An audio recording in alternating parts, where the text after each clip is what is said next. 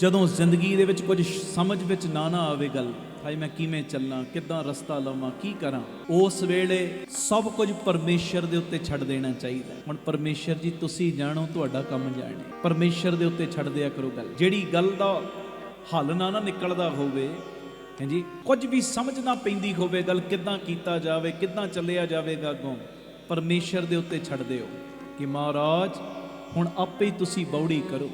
ਉਹ ਦਿਨਾਂ ਦੇ ਵਿੱਚ ਆਪਣਾ ਨਿਤਨੇਮ ਇੰਨਾ ਵਧਾ ਲਓ, ਬੰਦਗੀ ਦਾ ਪਹਿਰਾ ਇੰਨਾ ਵਧਾ ਲਓ ਕਿ ਮਹਾਰਾਜ ਹੁਣ ਕੋਈ ਆਸਰਾ ਨਹੀਂ ਰਹਿ ਗਿਆ।